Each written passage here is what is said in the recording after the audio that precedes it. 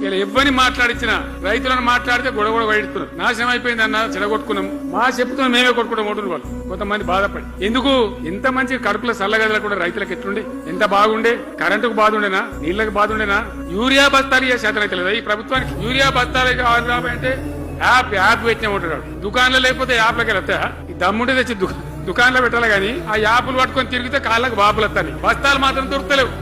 నిజమేనా నేను చెప్పేది? యాడ చూసిన ఎరువు బస్తాలు కూడా శాతం కాదు ఆఖరికి. అంతకుముందు కాంగ్రెస్ గవర్నమెంట్ ఉన్నప్పుడు అట్లే ఉండే, పోలీస్ స్టేషన్ లో పెట్టి అమ్మాను యూరియా బస్తాలు. ఇవాళ మళ్ళా చెప్పుల లైన్లు, కాళ్ళకు వాపులు రావాలి. ఆటో రిక్షానికి చెప్తే 10 బస్తాలు వేసుకోబట్టి పొలం కాడ వచ్చేస్తుండే. ఇలా యూరియా కోసం ఇంత బాధన. ఇది ఎంత అసమర్థమైన ప్రభుత్వం, ఎంతగాని శాతగాని ప్రభుత్వం, అన్నిటికీ బాధనే కదా. బంగారం లాగున్న రైతులు ఎంత ఆనందంగా ఉండే. వానాకాలం పంటలు పండితే తడిసిన ధాన్యం కాడికెళ్ళి కొని మొత్తం బ్రహ్మాండంగా రైతులకు డబ్బులు బ్యాంకులు వేసేది, మధ్య దళారు లేకుండా. ధాన్యం అమ్మిన డబ్బులు వచ్చేది, ఇటు రైతు బంధు పైసలు వచ్చేది. రైతులు మోతాదు లేకుండా మంచిగా పనిచేసుకున్నారు. ఏమైంది? ఎరువు అనే యాప్ రైతు బంధు కోసం ముగ్గులు చూడాలా, అది నెలకు ఎకరానికి వస్తుంది. జగిత్యాల కేసీఆర్ సభ అంటే మళ్ళీ ఇలా పైసలు విడుదలన్నాడు. రైతు బంధు రావాలంటే మళ్ళీ సభ పెట్టను అయింది.